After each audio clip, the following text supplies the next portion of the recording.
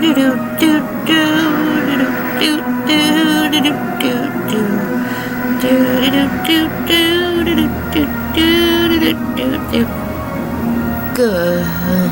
evening. It's a good evening. Happy night before full moon and lunar eclipse.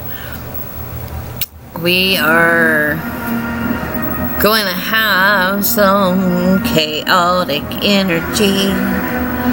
Let me tell you, today I went on Instagram, did a live.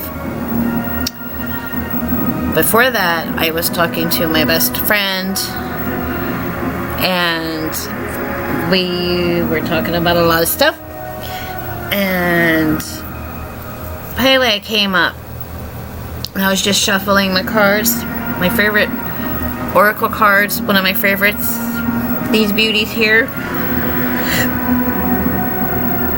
and who would make an appearance but nothing other than Pele. So, you know, I do what I usually do. I think nothing of it, you know. I think in my head, okay, if this card is really meant for this thing, you know, she'll come up again. Well, I go on Instagram, and I'm like, I shuffle like crazy before I even tap on my deck and pull the first card. Lo and behold, who was at the front of the deck? Very first freaking card. Pele. I was like, I'll be damned.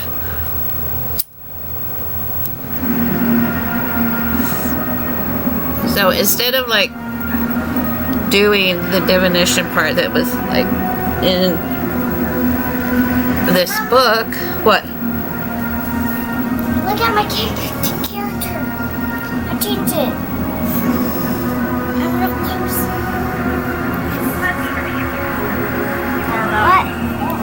What? Cool beaners. As you can tell, this is probably going to be one for kids because she's in it. Mo, can you turn it down for a little bit, baby? Well, since she's right here, and when I get the card start, I'm going to have her tap on the deck. She loves to pull a card. She loves to smudge. Let me tell you, this little girl is my little witchling. And, but anyways, so I'm like, okay, well, instead of like going to the divination deck, not deck, but part of this book, let's do something different. So I pull up online the information on Pele, and I'm like, okay, so she wants to be noticed. We're going to do something different. We're going to actually get to know her a little bit more about her history, her family, how she came to be, and whatnot. Interesting goddess. She was feared by all her siblings, well, most of her siblings, except for maybe one brother. And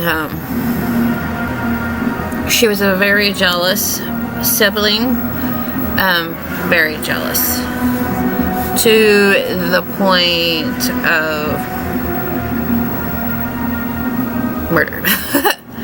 But I guess in a goddess's mind and mindset, it's justified, you know, because they don't think like we do. So yes, she had a very jealous streak to her, and it was over a male, of course, you know, and but her siblings were so afraid of her that they pleaded with their mother to get rid of her. And now the story goes, it was one of her sisters that did end up killing her, and that's how her spirit came to be. And so yeah, she's a very interesting goddess, to say the least. Very many siblings. I think in the Hawaiian culture, her mother and father are like, kind of like Mother Earth and Father Sky. Her siblings are not just of fire, but of, there's earth, there's air, the spirit of something. But yeah. And then it kind of went into a little bit about, Morgan, can you please turn it down a little bit? Her aunts and uncles and what they preside over.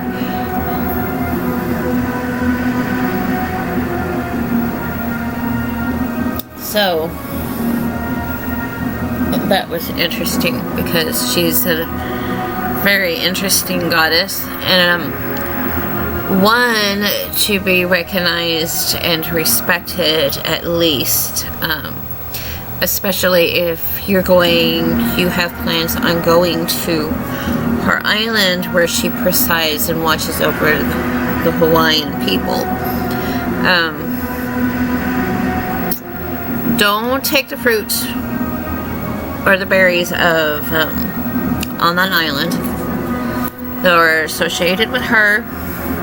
Those are hers, and without permission or some sort of offering. And have very much respect for the culture, for the people, there, because, we do have a tendency to go over to an island that we think is primitive and think, okay, well, these people need to be civilized, and build these buildings and stuff. You're going to end up angering a deity. And that's not a very good thing to do, because some of these deities have a wrath that you don't want to mess with. So just be very respectful of any deity, and know that always ask, even in dealing with the craft, don't demand anything from any of these higher powers, and be respectful of them.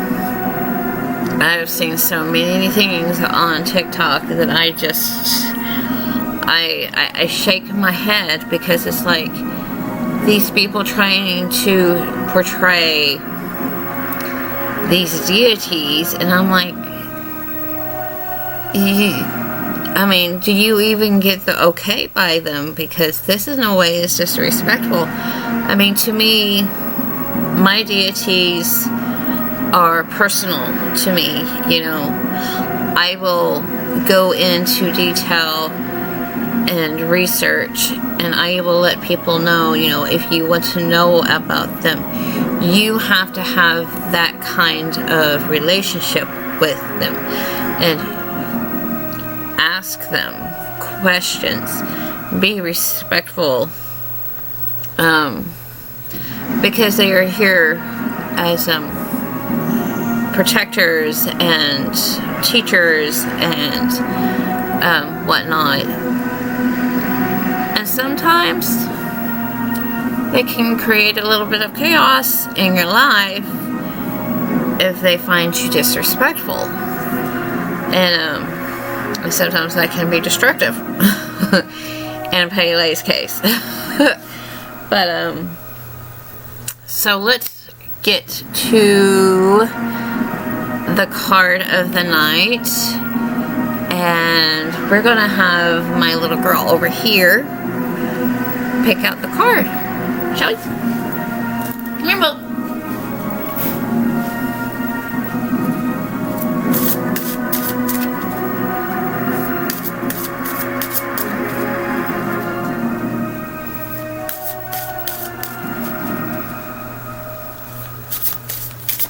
Why do you keep it yellow? That's just the way it is. Oh. Okay. Alright. What I want you to do, I'm going to close your eyes. No, not like that. Just like this. Okay? I want you to take a deep breath in.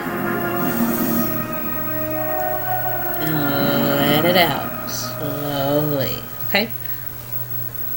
Knock on the cards 3 times. Knock on them.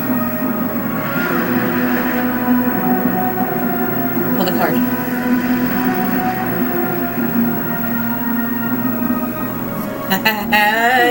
What do you got? What does that say? High Priestess. High Priestess. So the card of the night is the archetype High Priestess. My baby girl.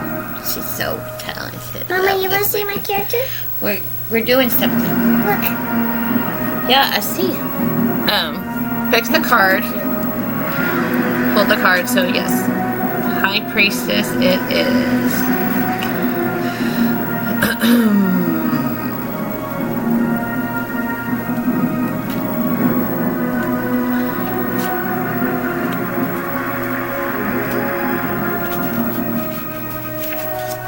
High Priestess. You can see her beautiful intuition, which is funny because, of course, we're still in the Lionsgate portal. So we have already been through. August 8th was when that aligned, and it created a lot of higher awareness, conscious awareness, enhanced intuition, psychic abilities, synchronicity numbers like 1111, 222, stuff like that. Messages in dreams. I mean, the list just goes on. And we're dealing with, of course, our intuition tonight. So we need to listen to our intuition. And of course, the moon phases in the ocean. So those two coincide together. The moon has so much pull and control over our emotions, even because we ourselves are made of water too. So that's going to tie into the tides of the oceans and whatnot, and it has a lot to do with our emotions and our intuitive powers. So yes, I am perfectly in tune with my intuition. Our High Priestess spends time alone on the beach under the full moon's light, the heavenly representation of her chosen goddess. When she undertook her initiation, she had the moon phases tattooed across her back as a reminder of her connection to the sacred waters of the earth and the pull of the moon. The High Priestess is highly regarded by her community and those she teaches. She has learned over the years how to train and trust her intuitive muscles so that they are strong. She allows herself to be in the flow of life and feel secure in her place in the world. The High Priestess has come into your reading today to remind you that your intuition is never wrong. Listen to it and allow it to be one of your most potent spiritual abilities. When you listen to your intuition, you will find that your understanding of self and your place in the world becomes a lot easier. Making choices is a lot easier, and the obstacles that may have held you back in the past simply begin to fall away. It is essential to block out the noise of other people's expectations and opinions, as they are not helpful at this time. You need to listen to your inner compass to make the right choices for your life. To work with the High Priestess is train your intuitive muscles daily with meditation and exercises to strengthen your clairs.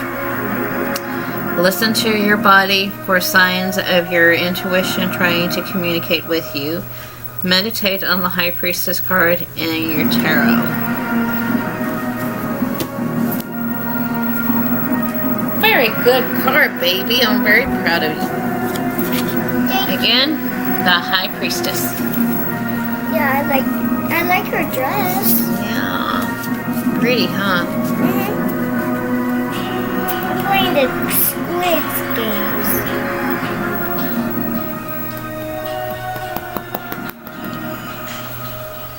This one is going to have to go to bed soon. But I shall see y'all later. Bye.